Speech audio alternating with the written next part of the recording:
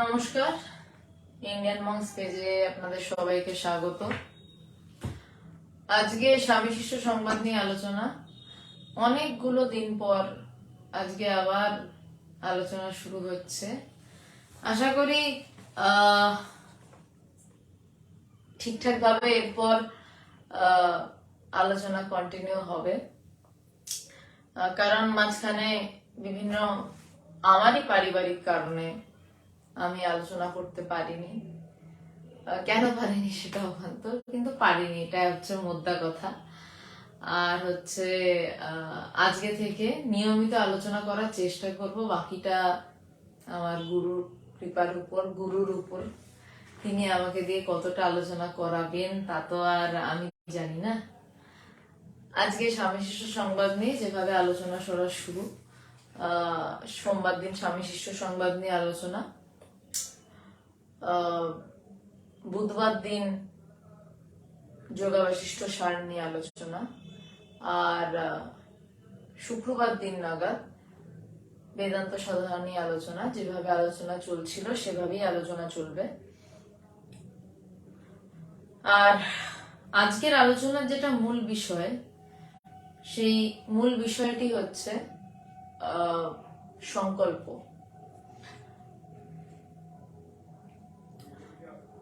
মূল বিষয় হচ্ছে সংকল্প। এবার সংকল্প মানেটা কি? ইংলিশে যদি যাই তাহলে সেটা ডিটারমিনেশন হবে। যদি আমরা যাই যে সংকল্প শব্দটা যদি আমরা জাগতিক ক্ষেত্রে ব্যবহার করে থাকি, তাহলে যেই ঘটনাটা হবে সেটা হচ্ছে যে, এক মিনিট, জাস্ট একটু সামান্য সেটিংস এর বলবো মনে হচ্ছে। হ্যাঁ, ঠিক আছে। যদি এবার আমরা সংকল্প শব্দটায়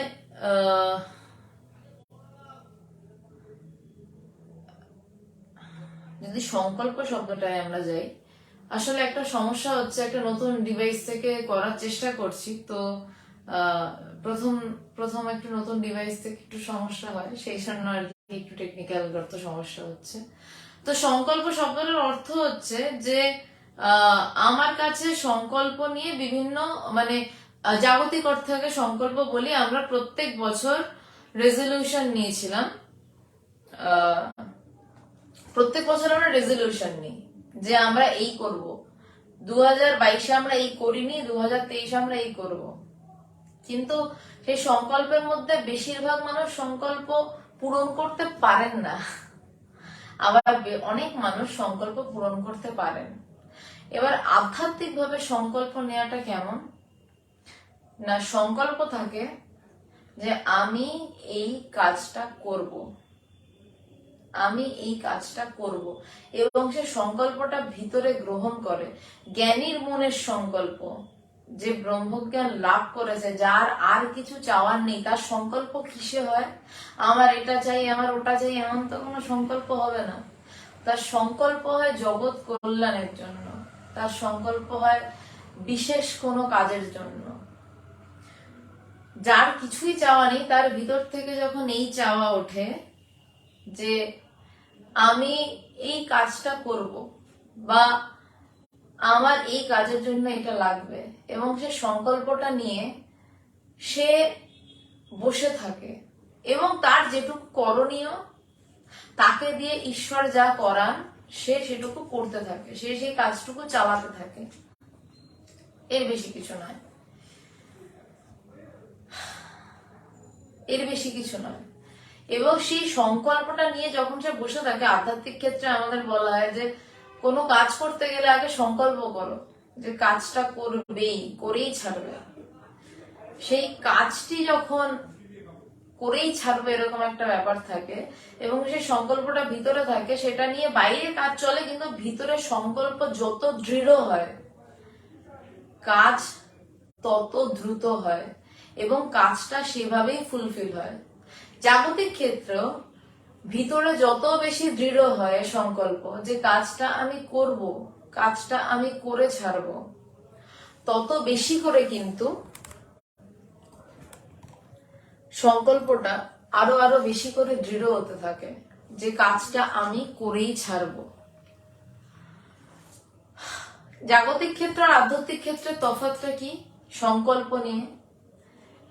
জাগতিক ক্ষেত্রে অস্থিরতা কাজ করে, পাগলামো কাজ করে, আমাকে এই প্রমোশনটা পেতে হবে, আমাকে এত এত টাকার হাইক নিয়ে আমাকে অন্য কোম্পানিতে শিফট করতে হবে, বা আমার এই বিদেশ ট্যুরটার জন্য আমাকে এই টার্গেট ফুলফিল করতে হবে। কিন্তু আধ্যাত্মিক ক্ষেত্রে না এই চিন্তাটা কাজ করে না। এইটাই তফাৎ জাগতিক সংকল্প এবং আধ্যাত্মিক সংকল্প। সংকল্প শব্দটা আগে যদি জাগতিক এবং আধ্যাত্মিক এই দুটো শব্দের তারতম্য রয়েছে। জাগতিক সংকল্পে দুশ্চিন্তা কাজ করে, পাগলামো কাজ করে, আধ্যাত্মিক সংকল্পে স্থিরত্ব কাজ করে।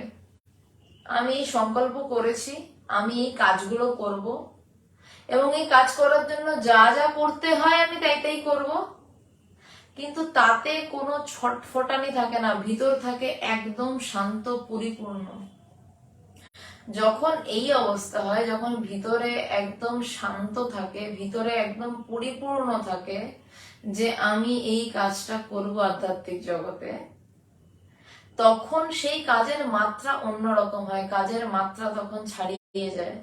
তখন যা চাওয়া যায় তার থেকেও বেশি ঈশ্বর ঢেলে ঢেলে দেন। ঈশ্বর ঢেলে দেন। তখন বলেন একটা কথা, ঈশ্বর জব দেতা হে ছপ্পর ফার কে দেতা হে।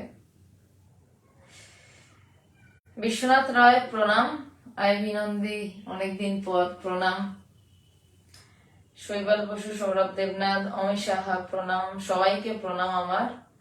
সোমনাথ চক্রবর্তী, সনিতা মুখার্জি, সবাইকে আমার প্রণাম। আমি এবার স্বামী শিষ্য সংবাদে যাচ্ছি। স্বামীজি একজন জ্ঞানী মন, জ্ঞানীর মন।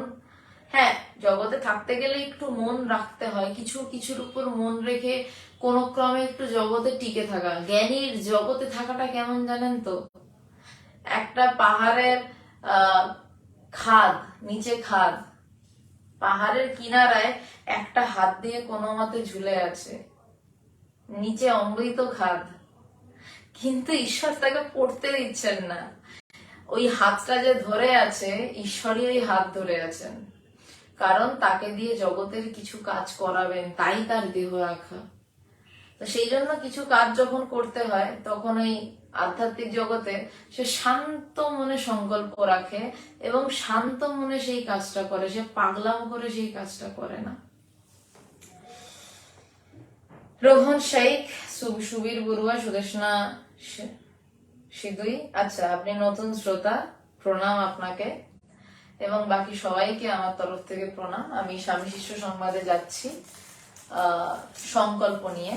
তার আগে একটা কথা আলোচনা শুরুর আগে বলে রাখি, এবং আমার এই কথাটা যারা আপনারা শুনছেন 2025 সাল অব্দি আপনাদেরকে শুনতে হবে, 2025 সালের প্রথম অব্দি অন্তত। ইন্টারন্যাশনাল বেদান্ত সোসাইটি থেকে আমি কথা বলছি, এটা আপনারা সবাই এতদিনে জেনে গেছেন। আমার গুরুদেব ভগবান, পিছনে যার ছবি দেখতে পাচ্ছেন, আমার সাইডে যার ছবি দেখতে পাচ্ছেন। তো আমাদের একটি সংকল্প আজকে অদ্ভুত ভাবে আজকে শুরু ভেবেছিলাম, যে আজকে থেকেই কথাটা বলা শুরু করব। গত 1.5 বছর ধরেই করোনার নানা প্রভাব প্রকোপ অনেক কিছু ঘটেছে, তো আমরা সেইভাবে কথা কখনো সুতোপাদি। আমি ভালো আছি, খুব ভালো আছি, আশা করি আপনিও ভালো আছেন।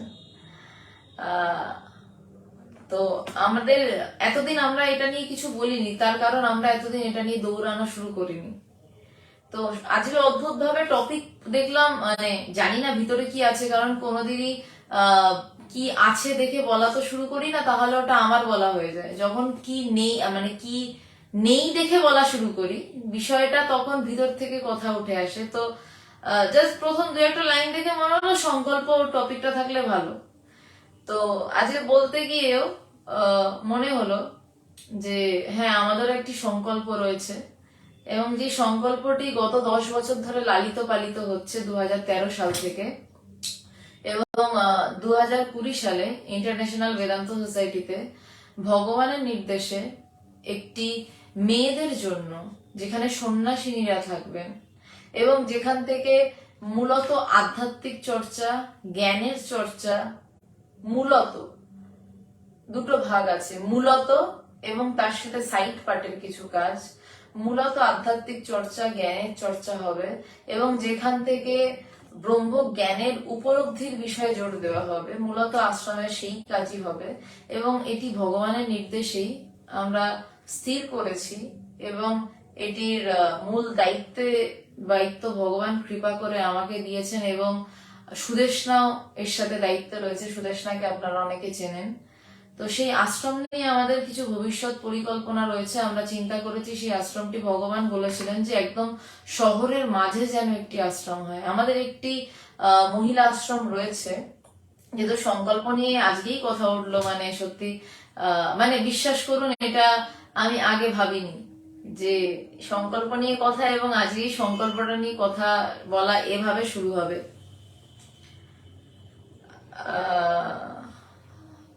তো আজকে যেটা নিয়ে আপনাদের বলছি এবং অনুষ্ঠানের শুরুতে, মিডিল এবং শেষে এটা নিয়ে আমি একটু কথা বলবো। 2025 সাল অব্দি এইটুকু আমাকে আপনারা মার্জনা করে নেবেন বা সহ্য করে নেবেন। 2025 সালে আশ্রমটি তৈরি করার চেষ্টা করছি, কারণ আজ বললেই তো কাল কলকাতা শহরের মাঝে আশ্রম তৈরি হয় না। নিউ ব্যারাকপুরে মৈত্রী ভবন আমাদের মেয়েদের সন্ন্যাসিনীদের জন্য আশ্রম রয়েছে, কিন্তু কলকাতার বুকে কোনো আশ্রম নেই। তো আমরা যে কার্যকলাপ চালাতে চাই, যেইভাবে মানুষের মাঝখানে নেমে কাজ করতে চাই, সেইভাবে কাজ করার জন্য সন্ন্যাসিনীদের জন্য কলকাতা শহরের মাঝে একটি আশ্রমের প্রয়োজন রয়েছে এবং সেই আশ্রমের জন্য এবং তার মূলত আশ্রমের কাজ আপনাদের বললাম এবং এটি এখনো সংকল্প আমাদের, ভগবানের নির্দেশে এই কাজ এবং এটা সংকল্প এবং ভবিষ্যতে সংকল্প যখন আছে সেই কাজ হবেই, এটুকু নিশ্চিন্ত। তো কলকাতা শহরের মাঝে নর্থ কলকাতার দিকে বা সেন্ট্রাল কলকাতার দিকে শ্যামবাজার, শোভাবাজার, আহিরিটোলা এই অঞ্চলই মূলত আমরা চুজ করেছি যে যেই অঞ্চলে আশ্রমটি তৈরি হবে এবং তার জন্য অর্থের প্রয়োজন এবং আপনারা আপনাদের নিজেদের সুবিধা অনুসারে যদি কিছু সাহায্য করতে পারেন তাহলে আমরা ব্যাংক অ্যাকাউন্ট ডিটেলস বা ইউপিআই কোড আমরা তৈরি করেছি, আমরা দিয়ে দেবো আপনাদেরকে। যদি আপনাদের ইচ্ছা হয়, আমাদের বেশ কিছু স্বপ্ন আছে ওই আশ্রমটি ঘিরে, যেখানটাকে কেন্দ্র করে বিভিন্ন কাজ হবে। যেমন স্বামীজি স্ত্রী মঠ বা স্বামীজির নখেরও যোগ্য নই আমি, স্বামীজি স্ত্রী মঠ তৈরিতে বেশ কিছু স্বপ্ন ছিল। আমরা প্রত্যেকটি কাজই স্বপ্ন নিয়ে করি, বিয়েও করে মানুষ স্বপ্ন নিয়ে, তেমনি আমরা এই আশ্রম নিয়ে কিছু স্বপ্ন চিন্তা করেছি। যদি আপনাদের স্বপ্নটা ভালো লেগে থাকে তাহলে যদি আপনাদের ইচ্ছা হয় আপনারা কিছু দান করতে পারেন। আমাদের কাছে 1 টাকাও বড় মূল্যবান এবং 24 ঘন্টার মধ্যে আপনারা শুধু এই নম্বরটিতে জানাবেন, যে যেই নম্বর দিয়ে দেওয়া হবে যে এই নম্বরে যে আমরা এই মানে আমি টাকা পাঠিয়েছি, আপনার নাম এবং ঠিকানা, আমরা 24 ঘন্টার মধ্যে আপনাদেরকে রসিদ পাঠিয়ে দেব। এবং তাদের মধ্যে যদি কেউ কেউ এগিয়ে স্বপ্নটাকে একদম নিজের করে নিয়ে আমাদের সাথে এসে একসাথে কাজ করতে চান, তাহলে হাতে হাত মিলিয়ে একসাথেই স্বপ্ন পূরণের কাজে এগিয়ে যাওয়া যাবে। সংকল্প আছে সামনে এই মায়েদের জন্য, সন্ন্যাসিনীদের জন্য আশ্রম তৈরি করার, ভগবানের নির্দেশে, গুরুর নির্দেশে। সংকল্প পূরণ হবে এতেও নিশ্চিত। তবে বারবার এটা আপনাদেরকে বলছি যে যদি আপনাদের পছন্দ হয় সেই সমস্ত স্বপ্নগুলো, তবেই আপনারা কিঞ্চিত যদি সাহায্য করতে পারেন তো করবেন। এবং তার সাথেই বেদান্ত বলার কোনো যোগ নেই, সেটার সাথে স্বপ্ন পূরণের যোগ রয়েছে। তো আমি শুরু করছি আজকের আলোচনা। আইভি নন্দী, আমরা পাশে আছি, অনেক অনেক ধন্যবাদ। আমরা পরে ডিটেলস দিয়ে দেবো সমস্ত কিছু। যদি স্বপ্নটা আপনারও হয়ে যায় তাহলে একসাথে কাজ করতে খুব ভালো লাগবে। চতুর্দশ বললি, স্থান বেলুর মঠ, বর্ষ 1901 খ্রিস্টাব্দ। স্বামীজির শরীর অসুস্থ। স্বামী নিরঞ্জনানন্দ মহারাজের বিশেষ অনুরোধে স্বামীজি আজ 5 থেকে 7 দিন যাবৎ কবিরাজি ওষুধ খাইতেছেন। এই ঔষধের জলপান একেবারে নিষিদ্ধ। দুগ্ধ মাত্র পান করিয়া তৃষ্ণা নিবারণ করিতে হইবে। স্বামীজি প্রচুর জল খেতেন। এর আগের আমরা একটি অধ্যায় থেকে শিষ্য যেহেতু স্বামীজির সাথে রয়েছেন, তো তিনি জানতেন। কিন্তু শিষ্য যখন স্বামীজিকে বলেছিলেন যে তুমি কি পারবে যে জল ছাড়া এটা, আপনি কি পারবেন মহাশয় জল ছাড়া কাটাতে? স্বামীজি বলেছে একবার মনে করে নেবো যে আমি জল খাবো না, দিস ইজ দ্য সংকল্প। আমি মনে করে নেব যে আমি জল আর খাবো না, তারপর আর এক ঢোক জলও গলা দিয়ে নামবে না। জ্ঞানীর সংকল্প এমন হয়, আমি আমার মনে ঠিক করে নেব এটা আমি করবো, দ্যাটস করবো, তার মানে করবো, তা নিয়ে নিশ্চিন্ত। স্বামীজি জল ছাড়া থাকতে পারতেন না। কিন্তু আজকে কি দেখা যাচ্ছে যে স্বামীজির শরীর অসুস্থ।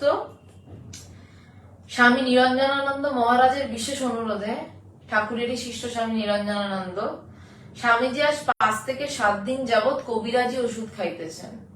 এই ঔষধে জলপান একেবারে নিষিদ্ধ। একটা মানুষ একটুও জল খাচ্ছে না। আপনারা মানে অবস্থাটার সাংঘাতিক ব্যাপারটা একটু বোঝার চেষ্টা করবেন যে একটা মানুষ সামান্য একটুও জল খাচ্ছেন না, তাকে তৃষ্ণা নিবারণ করতে হবে কি দিয়ে? না দুধ খেয়ে। এবং যেই মানুষটি জল খাওয়া পছন্দ করতেন সেই মানুষটি জল খাচ্ছেন না। আচ্ছা, যারা লাইভে উপস্থিত রয়েছেন আমাকে যদি একটু দয়া করে জানান যে আমার কথা এবং ছবি পরিষ্কার আসছে কিনা, আমার বড় সুবিধা হয়। মানে নতুন ডিভাইস তো আমি ঠিক বুঝতে পারছি না যে কথা বা ছবি ঠিকঠাক আসছে কিনা। শঙ্কর চৌধুরী প্রণাম, মানুষ প্রণাম, শোভন দে আপনিও ভালো থাকবেন, অমিত সরকার প্রণাম, সবাইকে প্রণাম। ওইটা দুগ্ধ মাত্র পান করিয়া তৃষ্ণা নিবারণ করিতে হবে। এবং স্বামীজি যাতে নিশ্চিন্ত, স্বামীজি ছটফট করছেন না। শিষ্য প্রাতেই মঠে আসিয়াছে, সকালবেলাতেই মঠে এসছে। আসিবার কালে একটা রুই মাছ ঠাকুরের ভোগের জন্য আনিয়াছে। ঠাকুরের ভোগের জন্য রুই মাছ এনেছে। মাছ দেখিয়া স্বামী প্রেমানন্দ তাহাকে বলিলেন, আজ মাছ আনতে হয়? একে আজ রবিবার, তার উপর স্বামীজি অসুস্থ, শুধু দুধ খেয়ে আজ 5-7 দিন আছেন। প্রেমানন্দজি যখন বকতেন তো বকতেন, যখন ভালোবাসতেন তো তখন ভালোবাসতেন। প্রেমানন্দজি ঈশ্বর কোটি ছিলেন। ঠাকুর প্রেমানন্দজিকে ঈশ্বর কোটি বলতেন। প্রেমানন্দজির একটা খুব সুন্দর কথা মনে পড়ে যাচ্ছে। তো প্রেমানন্দজি রান্নার কাজ করছেন। প্রেমানন্দজি রান্নার কাজ করছেন। তো এবারে রান্নার কাজ করতে করতে তো তিনি যতদূর সম্ভব স্বামীজির সাথেই বেশ কিছু, যতদূর সম্ভব না, স্বামীজির সাথেই বেশ কিছু তখন কলেজের ইয়ং ছেলে মেয়েরা বসে বেদান্ত চর্চা করছে, তুমুল বেদান্ত চর্চা করছে। রান্নার কাজ করছিলেন বা ঠাকুরের পুজো, এই ধরনের কিছু একটা। তো আমার মনে নেই এক্স্যাক্টলি, হয় রান্নার কাজ বা কিছু আশ্রমের কাজ বা ঠাকুরের পুজো। তো স্বামীজিকে যখন বলছেন যে ঠাকুরের পুজোর সময় বা রান্নার কাজ, মানে এই দুটোর মধ্যে আমি ঠিক ভুলে গেছি গল্পটা, কিন্তু আসল ভাবটা আমি বোঝানোর চেষ্টা করছি যে ওরা এখানে কি ঠাকুর পুজো হচ্ছে না? এখানে কি ঠাকুরের কাজ হচ্ছে না? শুধু ঘন্টা নাড়ালেই কি ঠাকুরের পুজো হয়? এখানে বেদান্তের কথা হচ্ছে, এখানে ঠাকুরই পুজো হচ্ছে। তো প্রেমানন্দজি তখন বলেছিলেন যে হ্যাঁ, পুজো করছো করো, সেটা নিয়ে অসুবিধা নেই সবাইকে, মানে অন্য শিষ্য যে সমস্ত ছেলেগুলো ছিল। কিন্তু মনে যদি সংসারের চিন্তা আসে, তাহলে কিন্তু টানতে টানতে নিচে নিয়ে গিয়ে কাজ করাবো, এই ধরনের একটা কথা বলেছিলেন। প্রেমানন্দজি ভীষণ রসিক মানুষ ছিলেন, মানুষকে মাতিয়ে রাখতে ভালোবাসতেন, ভীষণ রকমের ভালোবাসতেন মানুষকে, তার মধ্যে ভালোবাসা প্রবল ছিল। তো সেই প্রেমানন্দজি রোববার মাছ দেখে রেগে গেছেন, বলছে স্বামীজি জল টল খাননি, আজকে রোববার, ঠাকুরকে মাছের ভোগ দেওয়া হয় না, আজকে মাছ আনতে আছে।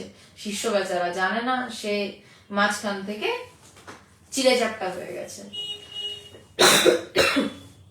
সরি। শিষ্য অপ্রস্তুত হইয়া নিচে মাছ ফেলিয়া স্বামীজির পাদপদ্ম দর্শন মানুষের উপরে গেল। মানে প্রথমেই ঢুকে বকা খেয়েছে, তো অপ্রস্তুত হয়ে স্বামীজির পাদপদ্ম দর্শনে উপরে গেল। স্বামীজি উপরের ঘরে থাকতেন, বেলুড়ের স্বামীজির এখনো উপরেরই ঘর, আপনারা সবাই দেখেছেন। স্বামীজি শিষ্যকে দেখিয়া সস্নেহে বলিলেন, এসেছিস, ভালোই হয়েছে, তোর কথাই ভাবছিলাম। স্বামীজি শিষ্যকে দেখে খুব আদরের সাথে বলছেন যে এসেছিস, আমি তোর কথা ভাবছিলাম।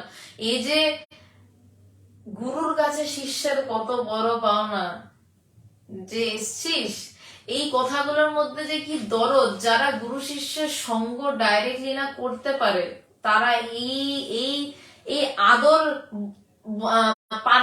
পাবে না, মানে সত্যি পাবে না, এই আদর বুঝবে না, এই আদর টেরও পাবে না। এই এই আদরের আলাদা মাধুর্য। এইখানে এই কথাটা আমি পড়তে পারলাম, এসেছিস, ভালোই হয়েছে, তোর কথাই ভাবছিলাম। কিন্তু স্বামীজির তখন যে ভাবটা ছিল, স্বামীজির সেই কথাটা বলার সময় যে ভালোবাসাটা ছিল, সেইটা কিন্তু কোনো দিনের জন্য আমরা কেউ কখনো দেখাতে পারবো না। সেটা শুধু শ্রী শরৎচন্দ্র চক্রবর্তীর হৃদয়ে অঙ্কিত হয়ে আছে। আমরা মাঝে মধ্যে ভগবানকে একদিন বলেছিলাম, আমি ভগবানকে বলছিলাম যে ভগবান, তোমার কথা মানুষকে বলতে পারবো পরে, কিন্তু তুমি কিভাবে তাকাতে, তুমি এলে কিভাবে ডাকতে, যে এসছিস আয়, খেয়েছিস, আমাদের খোঁজে যান ভগবান, খেয়েছিস, খাওয়া হয়েছে, সেই এই ছোট্ট ছোট্ট কথার প্রেম লিখতে পারবো, বলতে পারবো, কিন্তু কোনোভাবেই সেই ভালোবাসা, ভগবানের সেই তাকানো, ভগবানের সেই ঘুরে দাঁড়ানো, সেই ভাব কোনোদিন আমরা দেখাতে পারবো না। আমরা সত্যিই ভাগ্যবান, আমরা ভগবানের সঙ্গ করে তার এই ভাবগুলোকে দেখতে পেয়েছি, তার কথা বলার, তার প্রেমটাকে অনুভব করতে পেরেছি। ঠিক যেমন শরৎচন্দ্র চক্রবর্তী স্বামীজির এই যে ছোট্ট কথা, এসছিস আয়, তোর জন্যই তোর কথাই ভাবছিল, যেটা যেভাবে তিনি ভাবতে পেরেছেন, এই একদম পিওরলি গুরু শিষ্যের সম্পর্ক, আর কিচ্ছু নয়। এই গুরু শিষ্যের সম্পর্কে এসব সম্ভব। শিষ্য শুনিলাম শুধুমাত্র দুগ্ধমাত্র পান করিয়া আজ 5-7 দিন আছেন। শিষ্য বলছে, তখন তো মোবাইল ফোন নেই যে মোবাইলে খবর পেয়ে যাবে, 5-7 দিন পর বেচারা আশ্রমে এসছে, তখনই জানতে পেরেছে।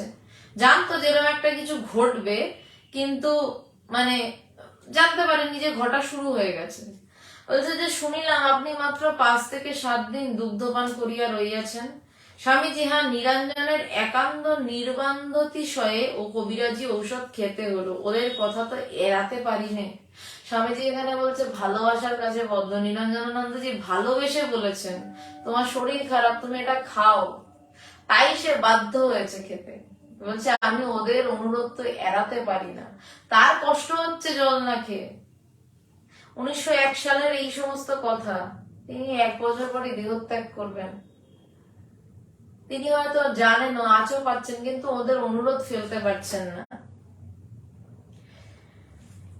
তো বলছে ওদের কথা তো এড়াতে পারি না। অঞ্জলি কাকিমা প্রণাম, তুমি জানো ভগবানের ভালোবাসার ডাকটা, তোমার প্রণাম। বিশ্বজিৎ মহাজন, বিশু বেশ কিছুদিন আসেননি বুঝি? হ্যাঁ, বেশ অনেক দিন আসেনি, আমার নিজের পারিবারিক কিছু সমস্যার কারণে। আজ থেকে নিয়মিত আলোচনা চলবে। এবার শিষ্য বলছে যে আপনি তো ঘন্টায় 5-6 বার জল পান করিতেন। অবস্থাটা দেখুন। শিষ্য বলছেন আপনি তো ঘন্টায় 5-6 বার জল পান করিতেন, কেমন করিয়া একেবারে উহা ত্যাগ করিলেন?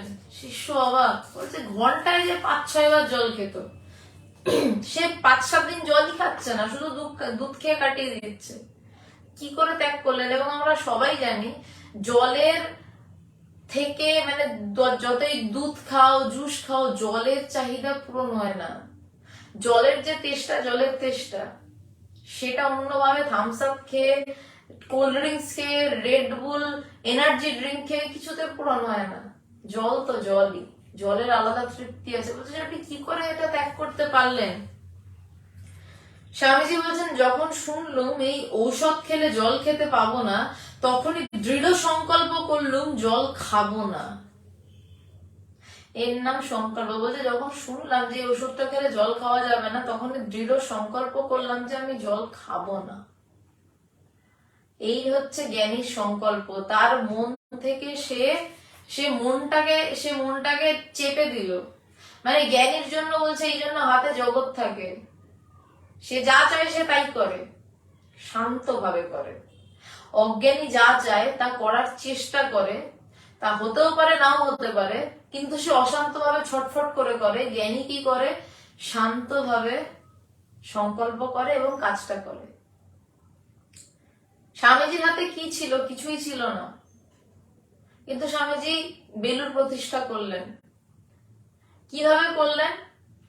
না আধ্যাত্মিকতার মাধ্যমে। বিদেশ থেকে টাকা এলো। কিভাবে এলো? টাকা উড়ে তো আসেনি। বিদেশে তাদের কাছে বেদান্ত বললেন, কিভাবে শরীর মন ভালো থাকে বলেননি, তাকে বেদান্ত বললেন। তাদেরকে বেদান্ত বলে উদ্দীপিত করলেন।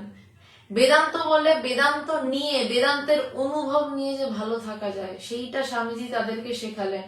এবং সেই জন্য উদ্বুদ্ধ হয়ে তারা বেলুড় মঠের জন্য টাকা দিলেন, এবং তার জন্য স্বামীজি খেটেছেন।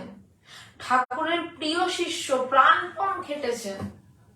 দিনে স্বামীজির একটা চিঠিতে রয়েছে যে দিনে এমনও গেছে 7-8টা লেকচার দিতে হয়েছে। ভাবতে পারছেন 7-8টা লেকচার মানে দিনের মধ্যে 7-8 ঘন্টা কথা বলা, তারপরেও মানুষের ডাউট ক্লিয়ার করা।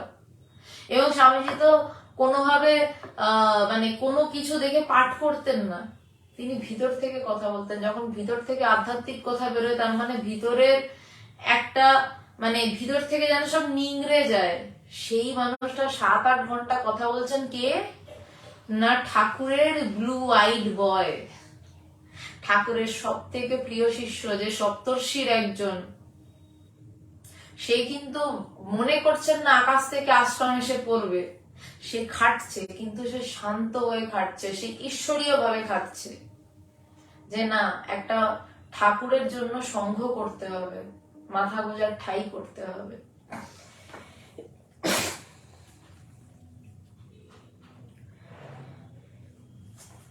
তো যখন শুনলাম এই ঔষধ খেলে জল খেতে পাবো না, তখনই দৃঢ় সংকল্প করলাম জল খাবো না। এখন আর জলের কথা মনেও আসে না।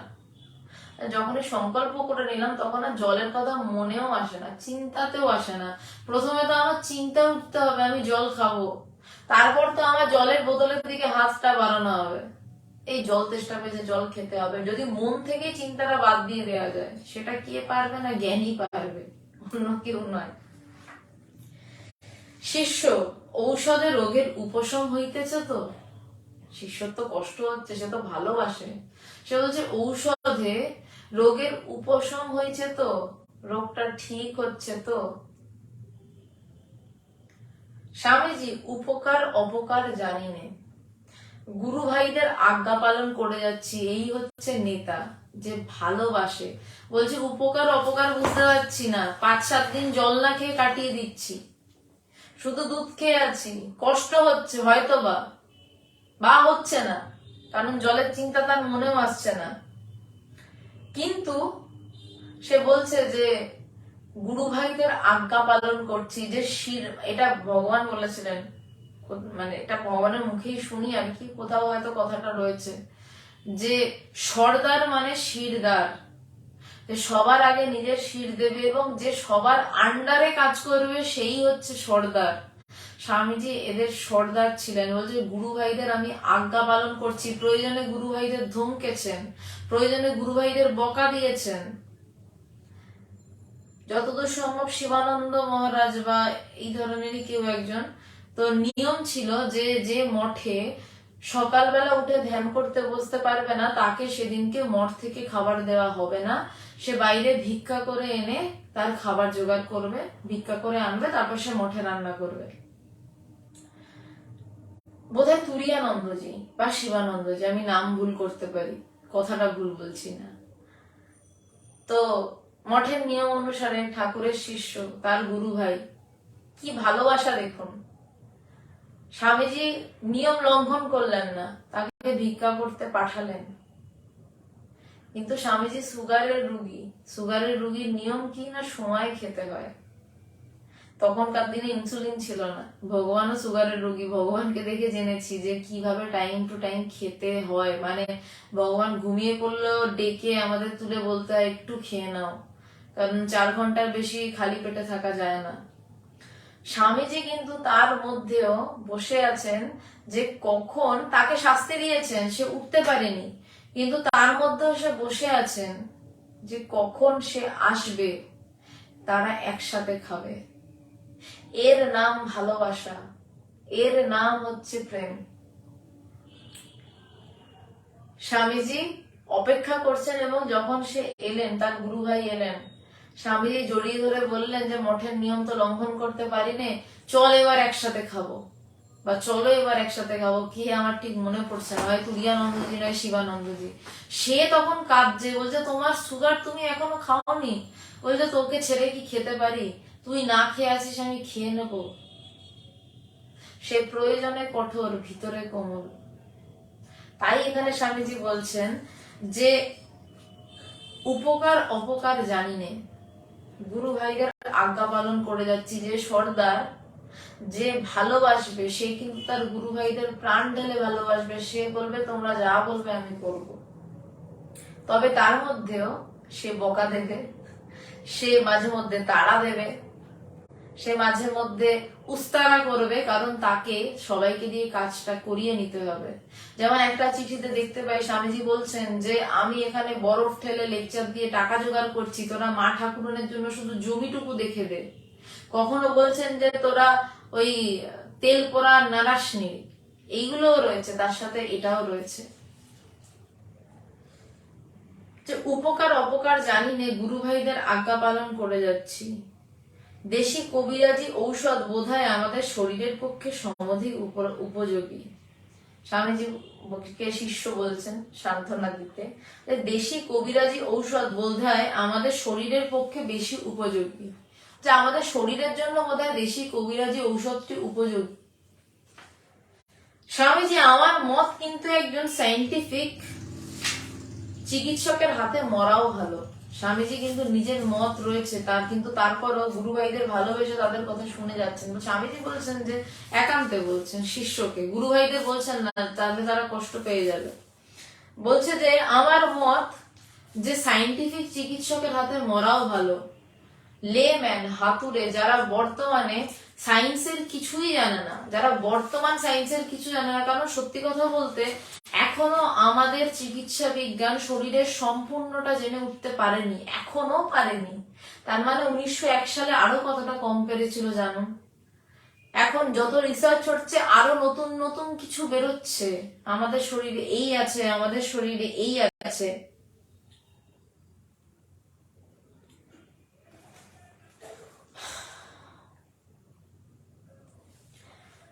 বলছে চিকিৎসকের হাতে মরাও ভালো। লেম্যান, যারা বর্তমান সায়েন্সের কিছুই জানে না, কেবল সেকেলে পাজিপুতির দোহাই দিয়ে অন্ধকারে ঢিল ছুটছে, তারা যদি 2-4টে রুগী আরাম করেও থাকে তবু তাদের হাতে আরোগ্য লাভ আশা করা কিছু নয়।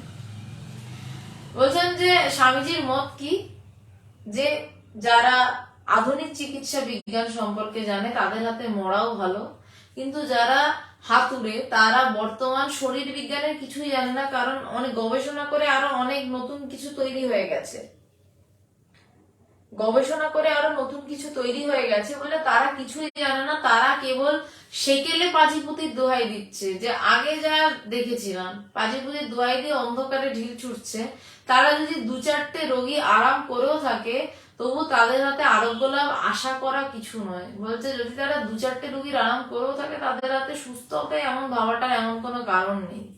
এরূপ কথাবার্তা চলিয়াছে। এমন সময় প্রেমানন্দ, স্বামী প্রেমানন্দ স্বামীজির কাছে আসিয়া বলিলেন, শিষ্য ভাই বলেন স্বামীজিকে যে মাছটা জেনেছেন। স্বামীজির কাছে আসিয়া বলিলেন, শিষ্য একটা বড় মাছ ঠাকুরের ভোগের জন্য আনিয়াছে, কিন্তু আজ রবিবার কি করা যাইবে? স্বামীজি বললেন, চল কেমন মাছ দেখবো। স্বামীজি রসিক ছিলেন, রন্ধন পটু ছিলেন। প্রেমানন্দজি এসে বলছেন যে শিষ্য মাছ এনেছে, রোববার কি করি? বলছে চল কেমন মাছ দেখবো। অতন্ত স্বামীজি একটা গরম জামা পরিলেন ও দীর্ঘ একগাছা যষ্টি হাতে লইয়া ধীরে ধীরে নিচের তলে আসিলেন। মানে কতটা অসুস্থ। বলছে যে লাঠি হাতে ধীরে ধীরে নিচু হাতে এলেন, নিচে নিচে নিচে এলেন। মাছ দেখিয়া স্বামীজি আনন্দ প্রকাশ করিয়া বলিলেন, আজই উত্তম করে মাছ রেঁধে ঠাকুরকে ভোগ দে। স্বামীজি মাছ দেখে ভীষণ খুশি, বলছে আজকে উত্তম করে ভালো করে মাছ রেঁধে ঠাকুরকে ভোগ দে। শ্রী শ্রী রামকৃষ্ণদেব দক্ষিণেশ্বরে অবস্থানকালে কালী মাতার প্রসাদী মাছ মাংস রবিবারে খাইতেন না, সেজন্য মঠে রবিবারে ঠাকুরকে মাছ ভোগ দেওয়া হতো না। স্বামীজি ঠাকুর কেন খেতেন না আমি এটা জানি না।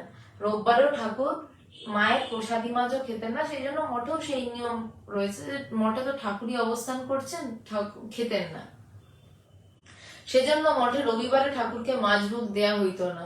স্বামী প্রেমানন্দ ওই কথা স্মরণ করিয়া তাহাকে বলিলেন, রবিবারে ঠাকুরকে মাছ দেওয়া হয় না যে। প্রেমানন্দ যে তাত্ত্বিক দিক দেখছেন, বলছে রবিবারে ঠাকুরকে তো মাছ দেয়া হয় না। তদুত্তরে স্বামীজি বলিলেন, ভক্তের আনিত দ্রব্যে শনিবার রবিবার নেই। স্বামীজির হৃদয় কতটা বড়। স্বামীজি বলছেন ভক্তের আনিত দ্রব্যে, যে ভক্ত পয়সাওয়ালা লোক নয়, যে ভক্ত, ভক্তের আনিত দ্রব্যে শনিবার রবিবার নেই। ভক্তের আনা দ্রব্যে কোনো শনিবার রোববার নেই, ভোগ দিগে যা। স্বামীজি এবার কঠোর। একটু আগে কি বলছিলেন, আমি গুরু ভাইদের আজ্ঞা পালন করছি, তার জন্য 5-7 দিন জল না খেয়ে কাটাচ্ছেন, কিন্তু তার বিশ্বাস নেই। কবিরাজি ঔষধের উপর বলতেই পারতেন ওদেরকে, আমার বিশ্বাস নেই, আমি এসব করবো না, আমার কষ্ট হবে। বলেননি। একটু আগে বললেন যে আমি গুরু ভাইদের আজ্ঞা পালন করছি, কিন্তু যখন প্রয়োজন হলো তার গুরু ভাইকে সঠিক কথা মনে করিয়ে দেওয়ার, তিনি সঠিক কথা মনে করিয়ে দিলেন যে ভক্তের আনিত দ্রব্যে শনিবার রোববার হয় না। শনিবার রোববার নেই কারণ সে ভালোবেসে এনেছে ঠাকুরকে দেওয়ার জন্য। প্রধান কি না ভালোবাসা। ভক্ত ভালোবেসে ঠাকুরের জন্য যা আনছেন তাই খাবে। এখানে একটা ছোট্ট গল্প মনে পড়লো, একটু বলি। গল্প না, এগুলো ঘটনা। বিদুরের স্ত্রী কৃষ্ণের প্রবল ভক্ত ছিলেন।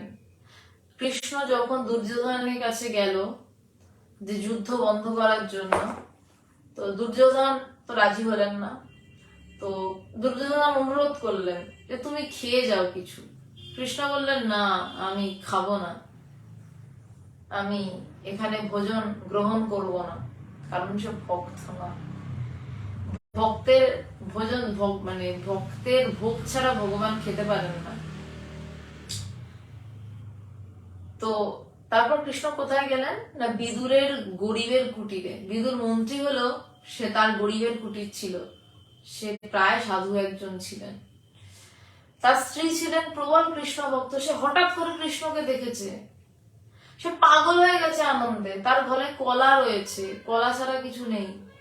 সে কৃষ্ণকে দেখে আনন্দের ঠেলায় কৃষ্ণকে বসতে দিয়েছে উল্টো চেয়ারে। কৃষ্ণ বসেছেন। সে ভক্তের জায়গায় সব করেন, ভালোবাসায় সে সব করে। ভক্তের ভালোবাসায় তাকে বাধা যায়, অন্য কিচ্ছুতে তাকে বাধা যায় না। সে উল্টো টুলে বসেছে। তারপর সে কি করছে না, তাকে কৃষ্ণকে কলা খেতে দিচ্ছে। কলাটা কিভাবে খেতে দিচ্ছে না, কলার চোকলাটা, তার খেয়াল নেই আনন্দে সে কি করছে, সে কলাটা নিয়ে ফেলে দিচ্ছে, কলার চোকলাটা নিয়ে কৃষ্ণকে দিচ্ছে, কলার খোসা নিয়ে কৃষ্ণকে দিচ্ছেন। কৃষ্ণ পরম চিত্তে তাই খাচ্ছেন। এই ভগবান যে ভক্ত ভালোবেসে যা দিচ্ছেন তা তিনি কখনো মনে করিয়ে দিচ্ছেন না যে তুমি আমাকে কলাটা দিচ্ছ না, তুমি আমাকে কলার খোসা দিচ্ছ। সে ভক্ত দিচ্ছে, সে খাচ্ছে। সবরই রামের জন্য প্রতীক্ষা করে বছরের পর বছর বসে থেকে বয়স হয়ে গেছে। সে রামকে খেতে দিচ্ছে কেমন করে না, একটা করে ফল নিজে আগে কামড় দিচ্ছে, দেখছে ফলটা মিষ্টি তো, ফলটা ভালো তো, রাম খেতে পারবে তো, তারপর সে এটো ফল রামকে খাওয়াচ্ছে। লক্ষণ রামের সাথে সারাক্ষণ রয়েছে, রামের ভাই। সে রামকে বলছে তুমি এটা কি করছো, এটো ফল তোমায় খাওয়াচ্ছে। রাম বলছে লক্ষণ তুমি এর মধ্যে ঢুকো না, তুমি এটা বুঝবে না, তুমি এ ভালোবাসা বুঝবে না। ভক্তের জন্য ভগবান সব সব করেন, সমস্ত কিছু করেন। আমি ভগবানকে দেখেছি, এবার আমি আমার দেখা গল্প বলি। আমি আমার ভগবানকে দেখেছি, ভক্ত যা রান্না করে আনছে, ভগবানের সুগার, হাই সুগার, দিনে 4 বার করে ইনসুলিন নিতে হয় তাকে। এবার আপনারা যদি বলেন ভগবান তাকে ইনসুলিন নিতে হয়, হ্যাঁ নিতে হয়। মানব শরীর মানবের শরীরের মতন কাজ করে, আর যে সূক্ষ্ম তার বিষয়, তার যে ভগবত সত্তা, সে ভগবত সত্তার মতন কাজ করে। সে মানুষকে কলকাতায় বসে আমেরিকায় কাউকে সমাধিস্থ করে দিতে পারে, সে কলকাতায় বসে বর্ধমানে কাউকে জ্ঞান লাভ করিয়ে দিতে পারে। এসব আমার চোখে দেখা। মানুষের শরীর অনুসারেই চলে। ঠাকুরেরও ক্যান্সার হয়েছিল, রাম সরজু নদীর তীরে, সরজু নদীতে আত্মহত্যা করেছিলেন, তার দেহ ত্যাগ করেছিলেন। কৃষ্ণ পায়ে একটা তীর বিঁধে মারা গেছিল। তো আমি এতক্ষণ যা বললাম তা গল্প, এবার আমি আমার দেখা বলি। ভগবানকে অনেকে অনেক কিছু খেতে দিয়েছে, সামনে সাজানো, কিন্তু তিনি তার মধ্যে ভক্ত যা দিয়েছেন তিনি জানেন না কিন্তু যে কোনটাকে দিয়েছে। আমি অদ্ভুত অবাক হয়ে দেখেছি, সে ভক্ত যেটা দিয়েছে সেটা সে গ্রহণ করে খাচ্ছে। আমাদের মধ্যে একটি ছেলে আছে যে লেক গার্ডেন্স আশ্রমে, আমাদের বেদান্ত আশ্রমে থাকে। ছেলেটির এখনো ব্রহ্মচর্য হয়নি, বাচ্চা ছেলে, সে এখন গ্রাজুয়েশন নিয়ে পড়ছে, বাংলা নিয়ে পড়াশোনা করছে। সে আশ্রমে থাকে, ভবিষ্যতে সাধু হবেন।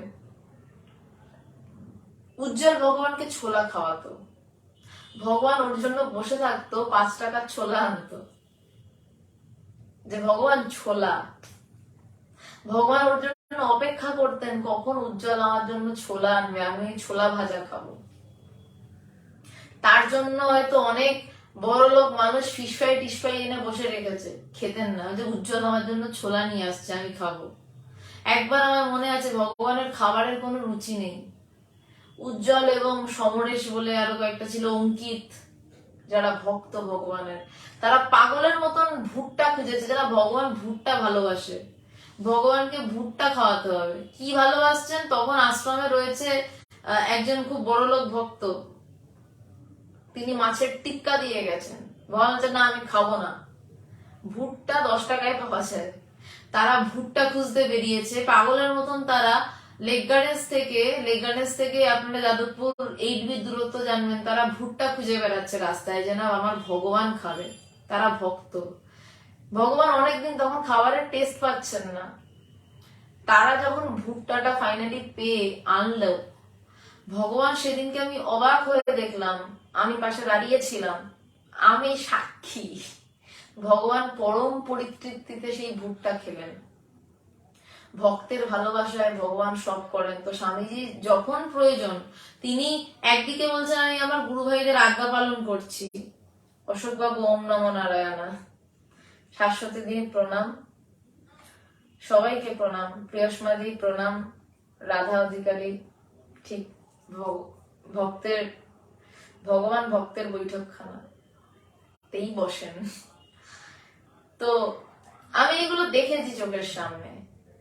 তো সেই জন্য স্বামীজি একদিকে বলছেন আমি আমার গুরু ভাইদের জন্য কঠোর, আবার আরেকদিকে বলছেন, যখন আপত্তি জানালেন প্রেমানন্দজি ঠাকুরকে ভোগ দিয়ে আজকে যাবে না, আজকে তো রোববার, তখন স্বামীজি বলে উঠলেন, ধমকে উঠলেন, যে শিষ্যের আনিত, ভক্তের আনিত বস্তুতে, শিষ্য বলেননি, যে ভক্তের আনিত বস্তুতে শনিবার রোববার নেই, আজই উত্তম করে মাছ রেঁধে ঠাকুরকে ভোগ দে, একদম অর্ডার করলেন, আজই ভোগ দে।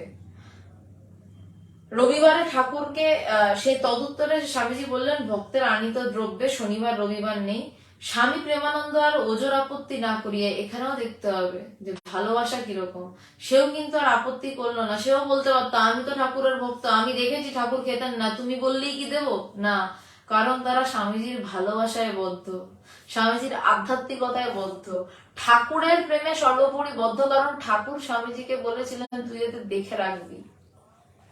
স্বামী প্রেমানন্দ আর ওজর আপত্তি না করিয়া স্বামীজির আজ্ঞা শিরোধার্য করিলেন এবং সেদিন রবিবার সত্ত্বেও ঠাকুরকে মৎস্যভোগ দেওয়াই স্থির হইল।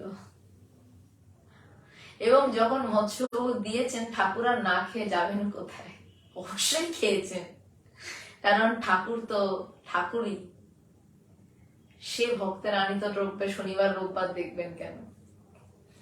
মাছ কাটা হইলে ঠাকুরের ভোগের জন্য অগ্রভাগ রাখিয়া দিয়া স্বামীজি ইংরেজি ধরনের রাঁধিবেন বলিয়া কতকটা মাছ নিজে চাহিয়া লইলেন এবং আগুনের তাতে পিপাসা বৃদ্ধি হইবে বলিয়া মঠের সকলে রাঁধিবার সংকল্প ত্যাগ করতে অনুরোধ করিলেও কোনো কথা না শুনিয়া দুধ, ভার্মিসেলি, দধি প্রভৃতি দিয়া 4-5 প্রকারে ওই মাছ রাঁধিয়া ফেলিলেন। স্বামীজি জল খেতে পাচ্ছেন না, আগুনের তাপে তার কষ্ট হবে।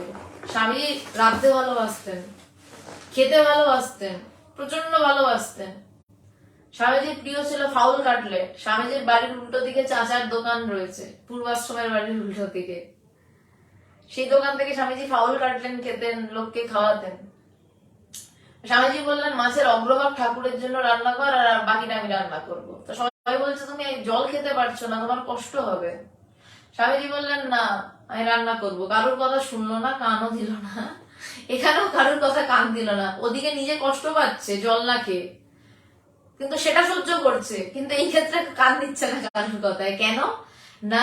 সে ভালো করে রান্না করলে মঠের সবাই ভালোভাবে খেতে পারবে। স্বামীজি জানে আমি ভালো রান্না করতে পারি, সে ভালোবাসায় কারোর কথা শুনলো না। যে কোনো কথা না শুনিয়া দুধ, ভার্মিসেলি, দধি প্রভৃতি দিয়া 4-5 রকম ভাবে ওই মাছ রান্না করে ফেললেন। প্রসাদ পাইবার সময় স্বামীজি ওই সকল মাছের তরকারি আনিয়া শিষ্যকে বলিলেন, বাঙাল মৎস্য প্রিয়, দেখ দেখি কেমন রান্না হয়েছে। শিষ্য বাঙাল দেশের ছেলে, তো বলছে, বাঙাল মৎস্য প্রিয়, দেখ দেখি কেমন রান্না হয়েছে। ওই কথা বলিয়া তিনি ওই সকল ব্যঞ্জনের বিন্দু বিন্দু মাত্র নিজে গ্রহণ করিয়া শিষ্যকে স্বয়ং পরিবেশন করিতে লাগলেন। এই ভাব কোনোদিন দেখাতে পারবেন বা কোনোদিন বোধ করতে পারবেন? কোনোদিন মানস চক্ষু অনুভব হবে? সেটা শুধু শরৎচন্দ্র চক্রবর্তী জানেন। তার হৃদয়ের কি অবস্থা ছিল, তার চোখ দিয়ে টপ টপ করে জল পড়ছিল কিনা, যে তার গুরু, যে 5-7 দিন জল খাচ্ছেন না, সে নিজে রান্না করলো, করে কয়েক ফোঁটা জাস্ট বিন্দু গ্রহণ করেছে, মানে বোঝাই যাচ্ছে ঝোলটা মুখে ঠেকিয়েছে, কয়েক বিন্দু করে সবটা টেস্ট করেছে, করে নিজের হাতে শিষ্যকে গুরু খাবার দিচ্ছেন। এই প্রেম কি বইতে পড়ে বোঝানো যাবে? সেই প্রেম শুধু শরৎচন্দ্র চক্রবর্তী বুঝবেন আর স্বামীজি বুঝবেন। গুরু শিষ্যের সম্পর্কের এই মাধুর্য, এই মাধুরী। কিছুক্ষণ পরে স্বামীজি জিজ্ঞাসা করিলেন, কেমন হয়েছে? শিষ্য বলিল, এমন কখনো খাই নাই। স্বামীজি রান্না করলেন কাদের জন্য? না, অন্যদের জন্য, নিজের জন্য নয়। কেমন করে রান্না করলেন? জল না খেয়ে আগুনের তাপে বসে রান্না করলেন। তার এমন শরীরের অবস্থা যে দোতলা থেকে লাঠি হাতে তাকে নামতে হচ্ছে, সেই অবস্থায় রান্না করলেন। তাহার প্রতি স্বামীজির অপার দয়ার কথা স্মরণ করিয়া তখন তাহার প্রাণ পূর্ণ। সে তো এইটুকু লিখতে পেরেছে, কেমন ভাবে প্রাণ পূর্ণ সে কি আর লেখা যায়? ভার্মিসেলি শিষ্য ইহজন্মে খাই নাই। ভার্মিসেলি একটু বলে দিই, একটু ওই সরু সরু চাউমিনের ছোট ভাই বলতে পারেন, একটু ওরকম দেখতে। ভার্মিসেলি শিষ্য ইহজন্মে খাই নাই। ইহা কি পদার্থ জানিবার জন্য জিজ্ঞাসা করায় স্বামীজি বলিলেন, ওগুলি বিলিতি কেঁচো। বলছেন, ওগুলো বিলেতি কেঁচো, আমি লন্ডন থেকে এনে শুকিয়ে রেখেছি। মজা করছেন।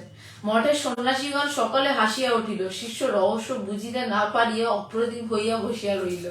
শিষ্য ভাবছে, কি ঝামেলায় পড়লাম, গুরু দিয়েছে, বলছে বিলেতি কেঁচো, এনে খাইয়ে দিলাম। কি রসিক ছিলেন। ভার্মিসেলি ওটা নাই, চাল যত সময় চাল দিয়ে তৈরি হয়।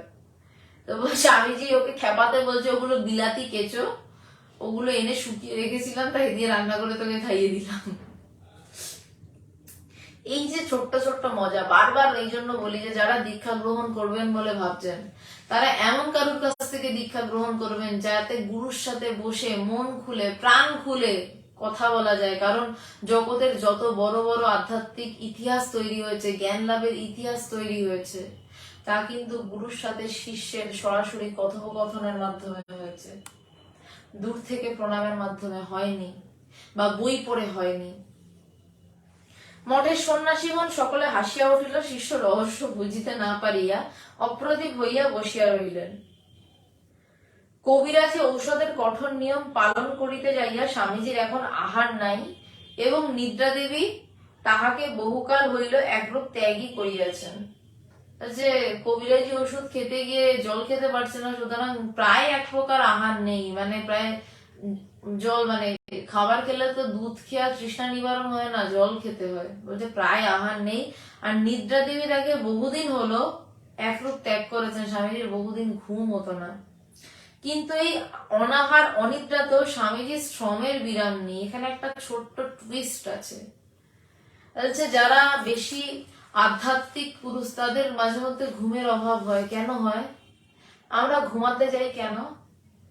যে আমরা কিছুক্ষণ নিজের সাথে নিজের সময় কাটাই, আমরা নিজেদের সাথে নিজের ওই অবস্থার সাথে সেই ব্রহ্ম জ্ঞানের জায়গায়, সেই সমাধি অবস্থায় আমরা কিছুক্ষণ নিজের সাথে কাটাই, তারপর আমরা ফ্রেশ হয়ে তারপর আবার কাজ করি। কিন্তু তারা তো মানে এই তাদের শেষের সময়।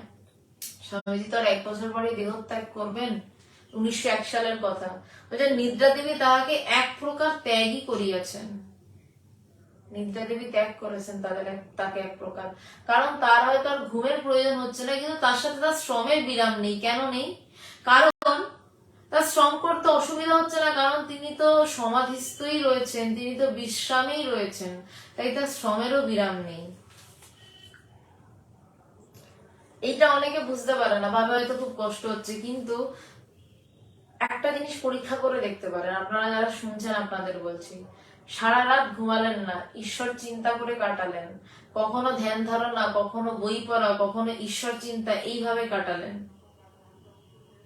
যদি এইভাবে কাটাতে পারেন, আপনি দেখবেন পরের দিন কোনো শ্রমই বোধ হচ্ছে না, কোনো পরিশ্রান্ত, কোনো ক্লান্ত, কোনো ঘুমের লেশ মাত্র হচ্ছে না। এটা আমি দায়িত্ব নিয়ে জোর গলায় বলতে পারি।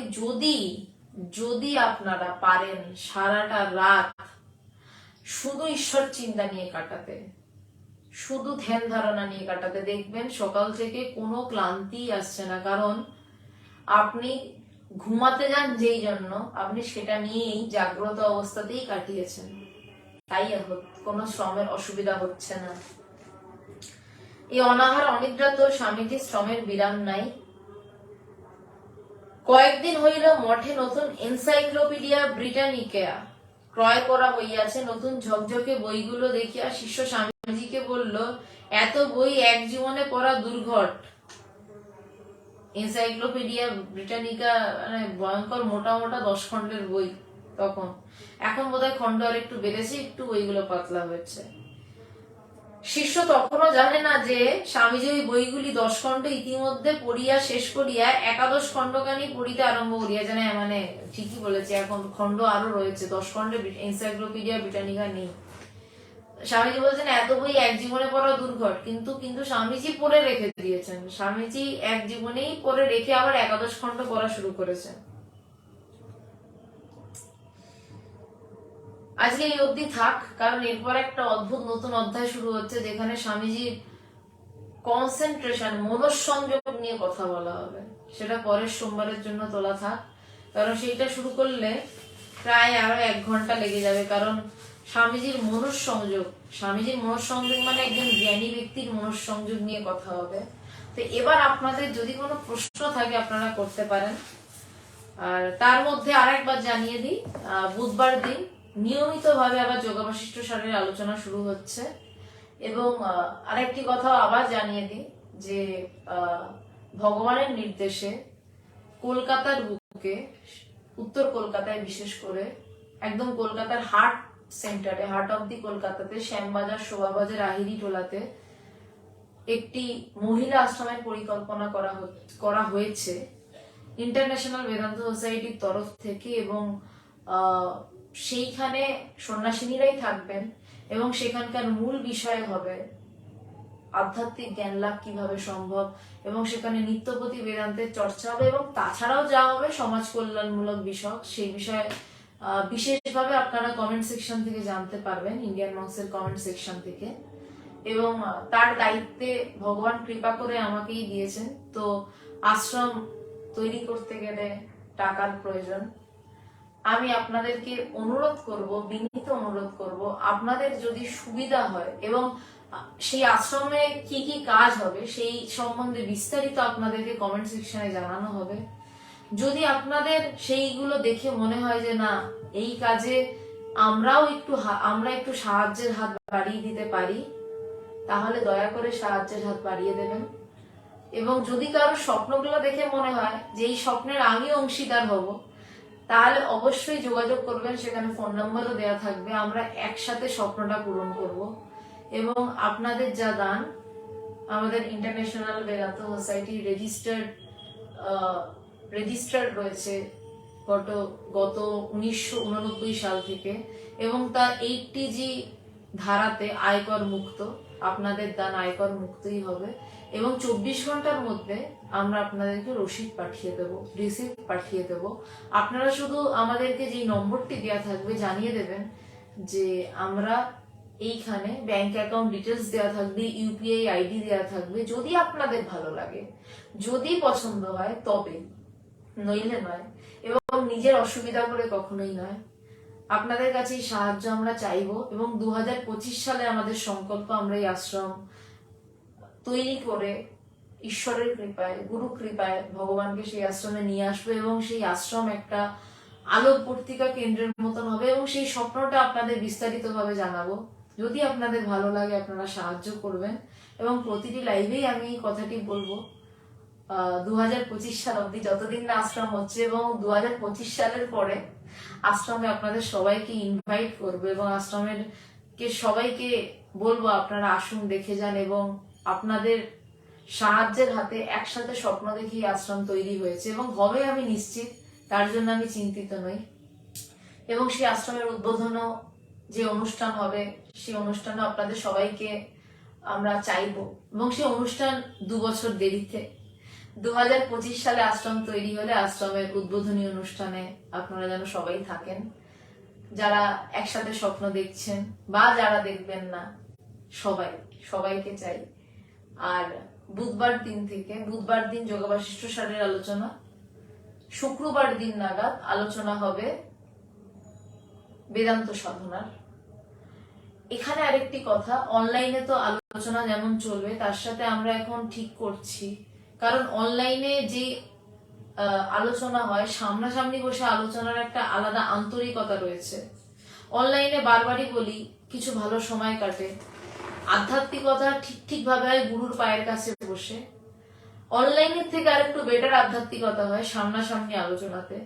আমরা বিভিন্ন জায়গায়, যদি কেউ আমাদেরকে আপনাদের মধ্যে থেকে বসার জায়গা দেন যে আপনারা এখানে এসে আলোচনা করতে পারেন, তাহলে আমরা সাথে সাথে চেষ্টা করছি নানান জায়গায় ছড়িয়ে পড়ে আমরা এই বেদান্ত আলোচনা করার।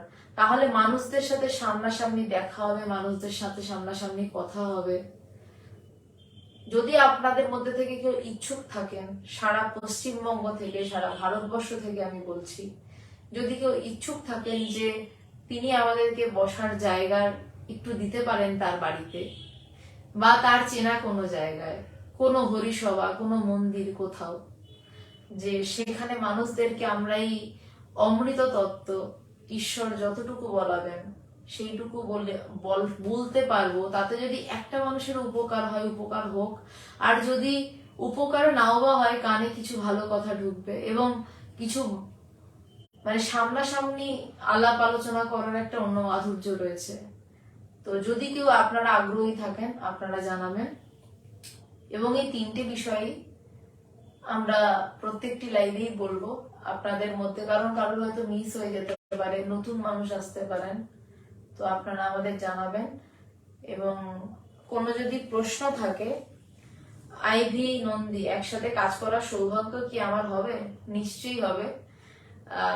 আইভি দি, তুমি একটা কাজ করো, তুমি আমাকে হোয়াটসঅ্যাপে একটা পিং করো, আমরা একসাথে স্বপ্ন দেখবো, আমরা একসাথে কাজ করবো।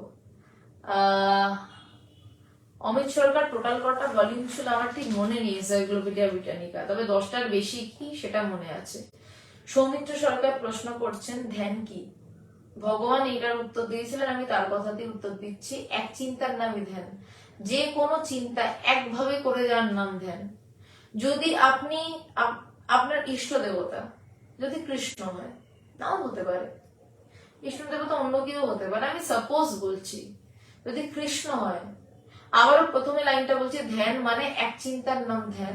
যদি আপনার ইষ্ট দেবতা কৃষ্ণ হয়, তাহলে আপনি শুধু কৃষ্ণকেই চিন্তা করবেন, আপনি কৃষ্ণ থেকে কুরুক্ষেত্রে চলে যাবেন না। সমস্যা কি হয়, আমরা কৃষ্ণ চিন্তা করতে বসি, কৃষ্ণ থেকে হয়তো কৃষ্ণ হলুদ কাপড় পরতো, তারপর হলুদ কাপড় থেকে হলুদ ড্রেসে চলে গেলাম, বা কৃষ্ণ থেকে দুর্যোধনে চলে গেলাম, দুর্যোধন থেকে আমাদের নিজের জীবনের কোনো দুর্যোধনের কথা মনে পড়লো, তারপর রাগে দাঁত কিরমির করতে শুরু করলাম, আর ধ্যানটাই হলো না।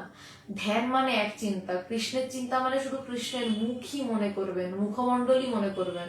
যদি ঠাকুরকে ভালোবাসেন তাহলে তার মুখমণ্ডলই মনে করবেন। তার জীবনের ঘটনা মনে করার দরকার নেই, সেটা পরে করবেন। শুধু তাকে নিয়ে চিন্তা করবেন, সেই মুখটা নিয়ে চিন্তা করবেন। যদি স্বামীজিকে ভালোবাসেন তার মুখটা নিয়ে চিন্তা করবেন। স্বামীজি শিকাগোতে গিয়ে কত কষ্ট করে তারপরে বক্তৃতা দিয়েছিলেন, সেটা চিন্তার দরকার নেই, তাহলে সেটা ধ্যান নয়, তাহলে সেটা মনের বিচরণ হয়ে গেল। ধ্যান মানে এক চিন্তা। আমার গুরু ভগবানের কথাই আমি বলছি, এর থেকে বেশি তো আমি বলতে পারি না। আমার মানে ধ্যান এক কথায় হচ্ছে এক চিন্তার নাম ধ্যান, নানান চিন্তার নাম ধ্যান নয়। সেটা আধ্যাত্মিক বিষয়ক হোক, নানান চিন্তার নাম ধ্যান নয়। প্রবীর চৌধুরী ভগবান আমার গুরু, এবং ভগবান তার নাম নয়। ভগবান কে ভক্তরা ভক্তরা বলতে ভগবানের সম্পর্কে খুব সামান্য ভাবে বলি। ভগবানকে সবাই, ভগবান আসামের মালিগাঁওতে রেলে চাকরি করতেন। প্রথম জীবনে একেবারে ঈশ্বর বিশ্বাসী ছিলেন না। তারপরে বিভিন্ন ঘটনার মাধ্যমে তিনি টের পান যে জীবনের সব দিক দেখলাম, আধ্যাত্মিক দিক দেখিনি। তারপর তিনি পরীক্ষা করে, ভগবান পরীক্ষা ছাড়া কিছুতে আসেননি, তিনি টের পেলেন যে ঈশ্বর আছেন এবং এই পথেই সত্য আছে। তারপর তার স্বামী পবিত্রানন্দজির কাছে দীক্ষা। পবিত্রানন্দজির গুরু পরম্পরা একটু বলি, সেটা আমারও গুরু পরম্পরা। পবিত্রানন্দজির গুরুদেব স্বামী কৃষ্ণানন্দজি সারদা মায়ের দীক্ষিত শিষ্য।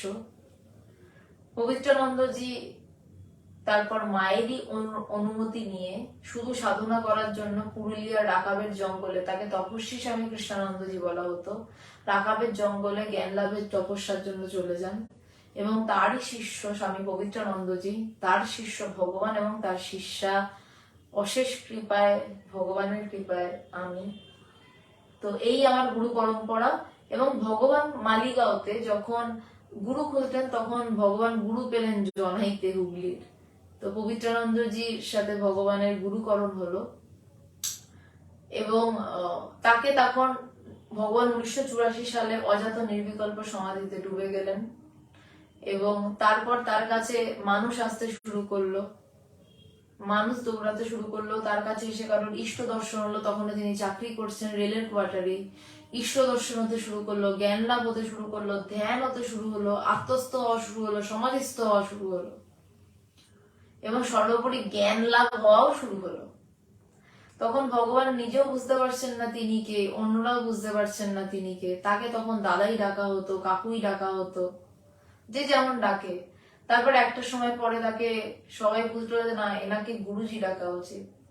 কিন্তু তারপর 2003 সালে এমন কিছু ঘটনা ঘটলো, যার পর তাকে তার ঐশ্বরীয় লীলা বুঝতে পেরে ভক্তদের ভিতরে এলো, যারাই তাকে গুরুজি ডাকতে, তাদের ভিতরে এলো যে একে গুরুজি ডাকা যাবে না, ইনি স্বয়ং ভগবান, তাদের ভিতরে এলো।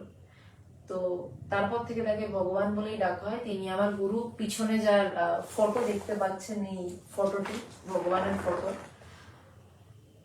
তিনি আমার গুরুদেব। আশা করি উত্তর পেয়েছেন।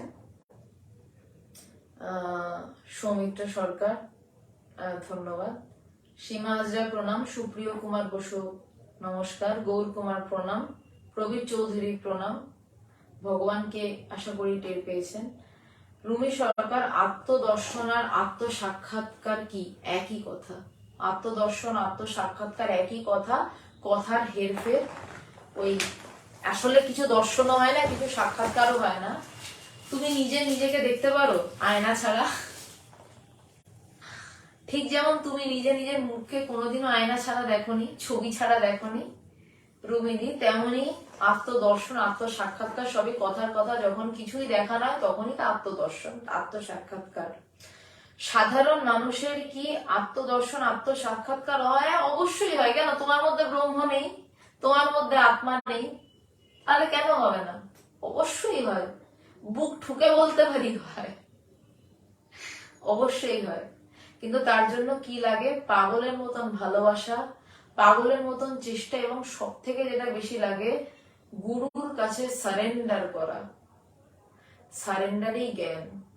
গুরুকে যত যত বেশি ভালোবাসা, সেখানেই জ্ঞান লাভের চাবিকাঠি তত তত বেশি খুলে যাওয়া। ওই হয় না যে এক একটা দরজা খোলে, খুলতে খুলতে শেষে বলে চিচিং ফাঁক, দরজা খুলে গেল সোনা রূপা মণি মাণিক্য। ধ্যান ধারণা তপস্যাতে এক একটা করে দরজা খোলা, শেষ দরজা হচ্ছে পাগলের মতন গুরুকে ভালোবাসা, গুরুর উপর সমর্পণ, গুরুর উপর সারেন্ডার, সেই হচ্ছে চিচিং ফাঁক। তারপর দরজা গুরু খুলে দেন। এমনি দরজা খোলে, দরজা কিন্তু এরকম টেনে আলী বাবাকে খুলতে হয়নি, খোল দরজা খোল, তিনি বলেছিলেন চিচিং ফাঁক। গুরুকে ভালোবাসা হয় চিচিং ফাঁক, দরজা এমনি খুলে যায়, গুরু খুলে দেন, ভিতর থেকে দরজা খুলে যায়। এবং রুমিদি তারপর ভিতরে মণিমাণিক্যের হদিশ নেই, তখন আনন্দ, আরে এত মণি, এত মুক্ত, এত কিছু। সাধারণ মানুষ বলে কিছু হয় না, মানুষ মানে মানুষ, তার আত্মদর্শন হবে না তো অন্য কার হবে?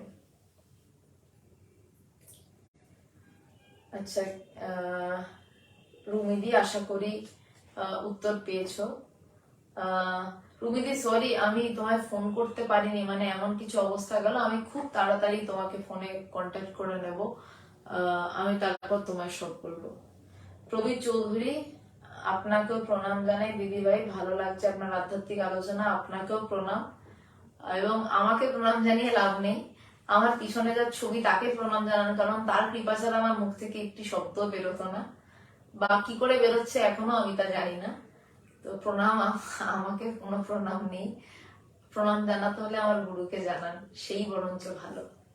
কারণ যা বলছি তা হয়তো কোনোটাই আমার কথা নয়, হয়তো না, কোনোটাই আমার কথা নয়। তোতন ঘোষ প্রণাম, সীমা হাজরা প্রণাম।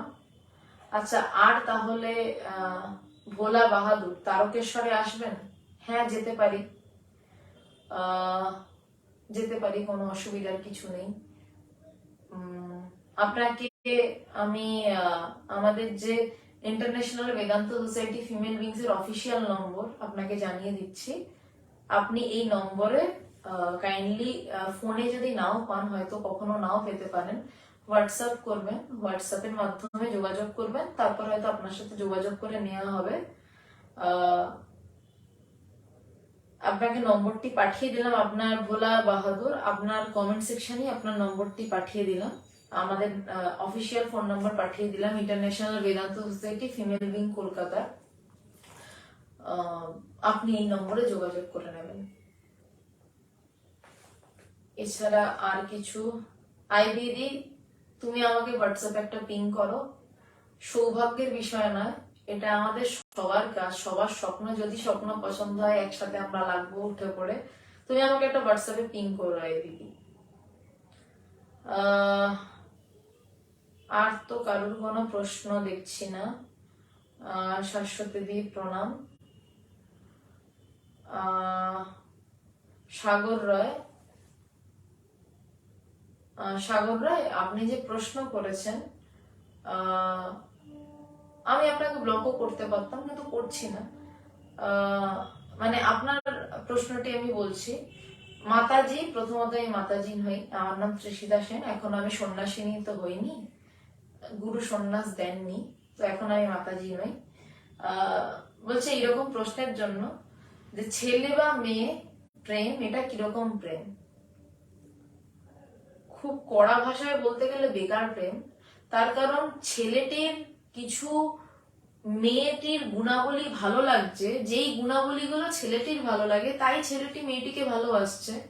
মানে গুণাবলী মানে মেয়েটির মনের কিছু গুণাবলী, এবং মেয়েটিরও ছেলেটির কিছু গুণাবলী যেটা তার মনের সাথে মিশছে, সেই গুণাবলী ভালো লাগছে বলেই সেই মেয়েটির ছেলেটিকে ভালো লাগছে, এবং মন বদলাতে বেশি সময় লাগে না, 1 সেকেন্ডও মন বদলে যায়। তাই জন্যই এত ডিভোর্স হয়, এত বিয়ে টেকে না, বা বিয়ে হওয়ার পরও শুধু একসাথে থাকার জন্য থেকে যাওয়া হয়। তো ছেলে মেয়ের প্রেমটা এরকমই প্রেম। আর এই শেষ যে লাইনটা বলেছেন, আমার একটা প্রেম হচ্ছে না কেন, এটার জন্য সাগর রায় আপনাকে ব্লক করতে পারতাম, কিন্তু করছি না কারণ প্রথমে ক্ষমা চেয়ে নিয়েছেন। এইরকম প্রশ্ন করবেন না, আপনার প্রেম কেন হচ্ছে না সেটা আপনি বুঝুন, কিন্তু প্রথমটার উত্তর আমি দিয়ে দিলাম। এইগুলো অবান্তর প্রশ্ন, আধ্যাত্মিক আলোচনায় ঢুকে এই ধরনের হতভাগা টাইপের প্রশ্ন করবেন না, এবং নিজেকে এতটা বুদ্ধিহীন প্রমাণ করবেন না।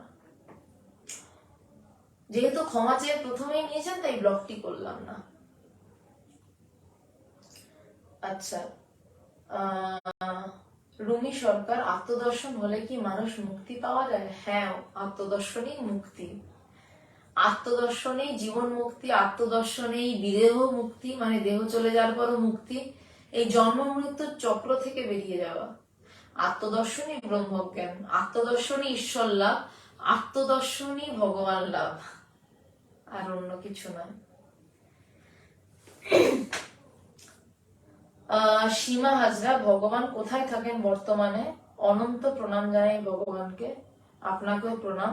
ভগবান আপাতত এখন বিরাটি আশ্রমে রয়েছেন। আপনাকেও আপনার কমেন্টে আমি আমাদের ইন্টারন্যাশনাল বেদান্ত সোসাইটির ফিমেল উইংস কলকাতার অফিসিয়াল ফোন নম্বরটা দিয়ে দিচ্ছি।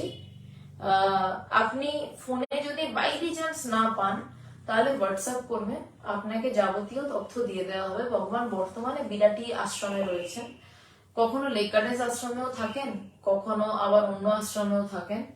আর ভগবানের শরীরের উপরে যে তিনি একটু শরীর ভালো থাকলেই দর্শন দেন, সবার সাথে দেখা করেন, কথা বলেন। আজকেও একটু আগে ভগবান অনেকের সাথে দেখা করেছেন, কথা বলেছেন। আমাদের বিষয়টা এরকম নয় যে খুব দূর থেকে আমরা দেখছি, ভগবানকে আমরা খুব কাছ থেকে দেখেছি, এবং চাইলে ভালোবাসলে তার কাছে যাওয়া যায়, তাকে ভালোবাসা যায়। তো সীমা হাজরা, আপনাকে বলছি, তো আপনি যদি ভগবানকে দর্শন করতে চান, অবশ্যই ভগবানকে দর্শন করতে পারেন সবাই। বিরাটি আশ্রমে ভগবান বর্তমানে রয়েছেন, এবং সামনের দিন 15 ওখানেই থাকবেন। তো যদি চান, আমি অফিসিয়াল ফোন নম্বর দিয়ে দিলাম, ফোনে না পেলেও হোয়াটসঅ্যাপ করবেন, আমরা বাকি যাবতীয় ঠিকানা জানিয়ে দেবো। লাইভে জানানোটা একটু মুশকিল আর কি, মানে ঠিক বুঝিয়ে উঠতে পারবো না, কারণ কেউ ট্রেনে আসতে চান, কেউ মানে রুট ধরে আসতে চান, কেউ দূর থেকে আসতে চান, তো ফোন করে নেবেন বা মেসেজ করে নেবেন।